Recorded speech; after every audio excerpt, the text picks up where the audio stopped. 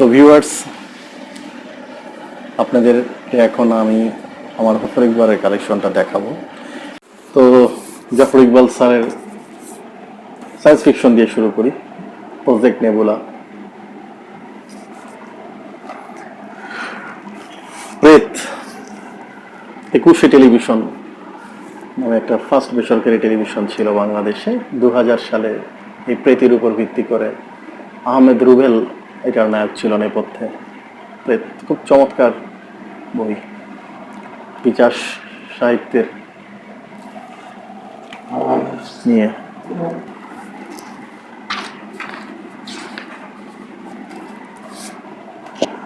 টুকি ও ঝায়ের প্রায় দুঃসাহসিক অভিযান, মজার ছলে খুব চমৎকার বই লিখছে বাচ্চাদের সায়েন্স ফিকশন।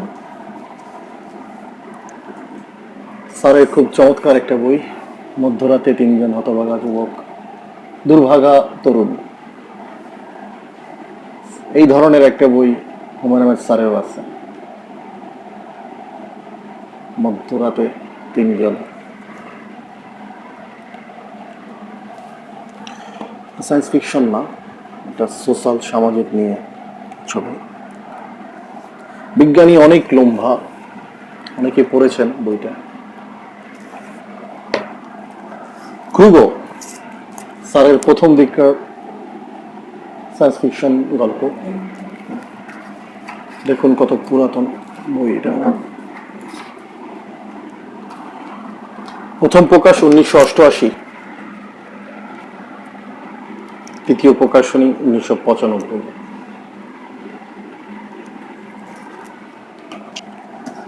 রঙিন চশমা স্যারের আমেরিকার জীবন, তার নিজের আত্মজীবনীমূলক বই। এটা স্যারেরই ছবি।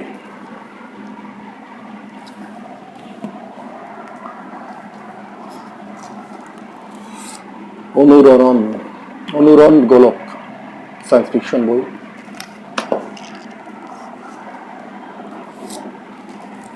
স্যারের গল্প নিয়ে, অনেকগুলো ছোট গল্প নিয়ে। দানব, সাইরা সায়েন্টিস্ট সায়েন্স ফিকশন গল্প। ত্রিনেত্রী রাশিমালা প্রথম দিককার বই, শিখা প্রকাশনী থেকে, খুব ভালো প্রকাশনী ছিল, এখনো আছে, 1995 সালের। রবনিশি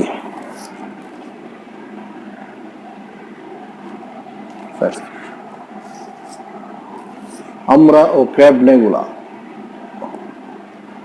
সায়েন্স ফিকশন।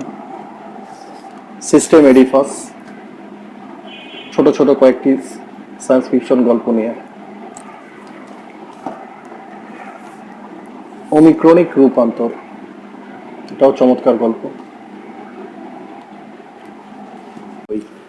কপটনিক সুখ দুঃখ,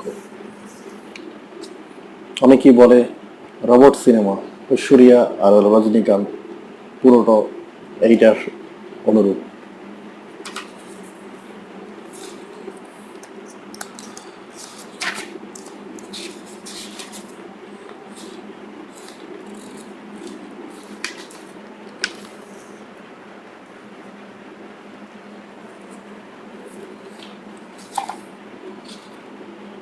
পরিশিষ্ট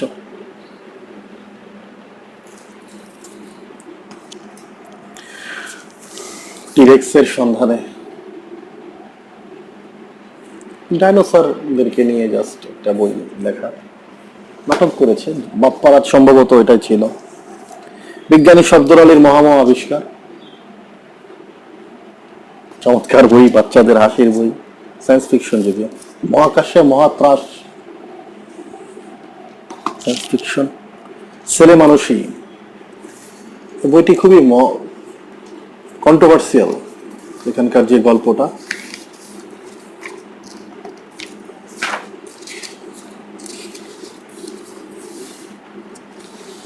আপনারা ভূমিকাটা পড়ুন।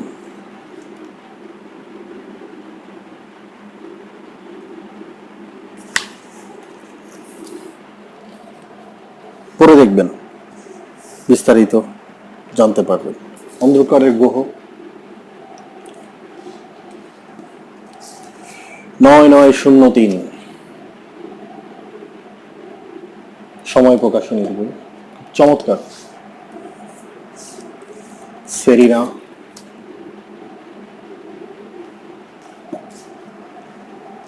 একজন অতি মানবী, খুবই চমৎকার বই। জলমানব, স্যার এই বইটি অনুপ্রাণিত হয়েছে আলেকজান্ডার বেলায় ব্রুশ কল্পকাহিনী উভচর মানবের থেকে।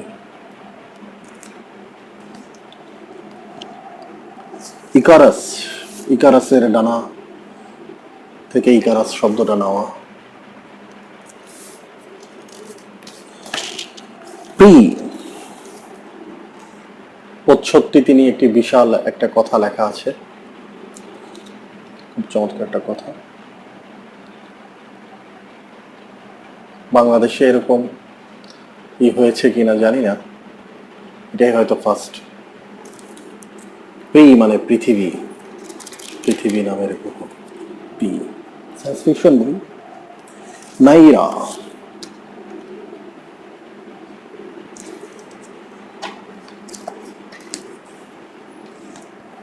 ক্রোমিয়াম অরণ্য,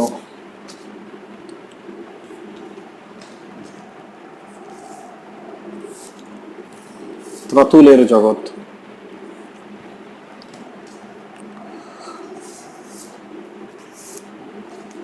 তিতুনি এবং তিতুনি, কাজ সমুদ্র, স্যারের একটা উপন্যাস, সায়েন্স ফিকশন না এটা। বেজি, অনেকগুলো গল্প নিয়ে বইটি, চমৎকার একটা দ্বীপের। নিশিকন্যা, ভৌতিক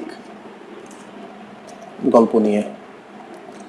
আমেরিকা, স্যারের লাস্ট আমেরিকা ভিজিটের উপরে, আত্মজীবনীমূলক।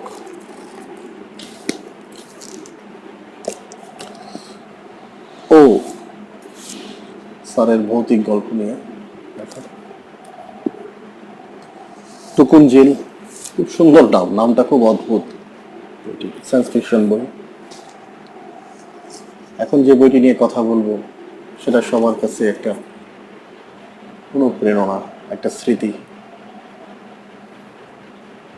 প্রচ্ছদের শেষের অংশটা দেখুন, সিনেমা থেকেই নেওয়া। দেখুন,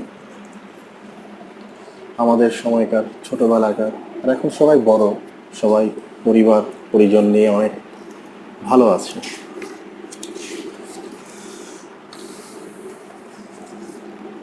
প্রোডিজি, এটাও প্রথমা প্রকাশনী খুব কাকুতি মিনতি করেই তার কাছ থেকে লিখে নিয়ে নিয়েছিল।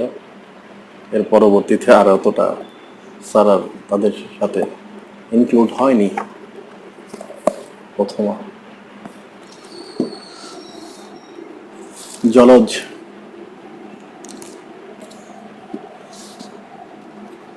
ট্রাইটন একটি গ্রহর নাম, এটা চমৎকার একটা গল্প আছে।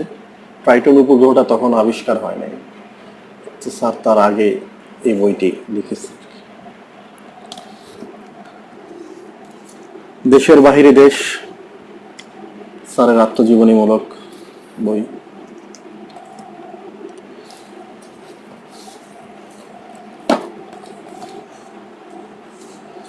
ক্যাপ্টেন ও শাহনাজ ডাবলু, সায়েন্স ফিকশন বই।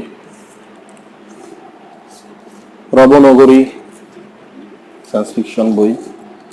ক্রেনিয়াল, এটাও আছে আমার কাছে। রিটিন, যারা বায়বট। অবনীল,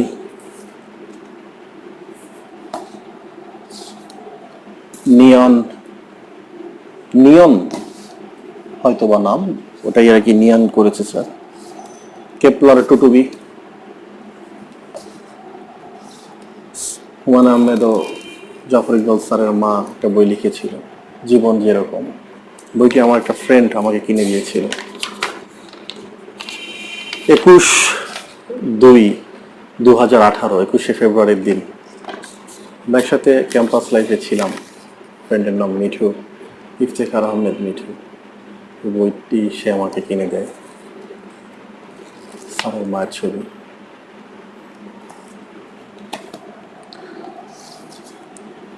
সুহানের স্বপ্ন।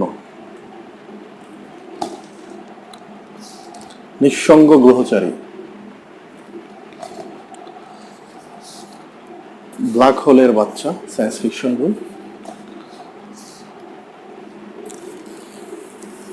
ফোবিয়ানের যাত্রী। প্রথম একটা বই দেখিয়েছিলাম, প্রজেক্ট নেবুলা। ওটার ওই যে বলেছিলাম জাফর ইকবাল স্যারের সময় আমি আর কি, এটা আমার ফার্স্ট সায়েন্স ফিকশন ছিল। এটা 6 নম্বর বই, মাত্র 6টা বই ছিল ওই সময়, 2001 সালের বই মেলাতে। এটা স্টার ওয়ার্স সিরিজের থেকে নিয়েছে, 2 বইয়ের কপি করা আর কি। প্রচ্ছদ। Iron, science fiction. এনিম্যান, এনিম্যাল আর হইল ম্যান, এনিম্যান। মেথসিস। রুহান, রুহান খুবই চমৎকার একটা বই। তো এই কয়টাই আমার জাফর ইকবাল সমগ্র, জাফর ইকবালের বইয়ের সমগ্র। আরো অনেক বই স্যার লিখেছে যেগুলো আমার নাই, হয়তো আস্তে ধীরে হবে। আপনারা দোয়া করবেন যাতে এক সময় আমার তাদের সব বই আমার হয়ে যায়। আমার একটা ব্যক্তিগত লাইব্রেরি করার ইচ্ছা আছে তাদের উপরে।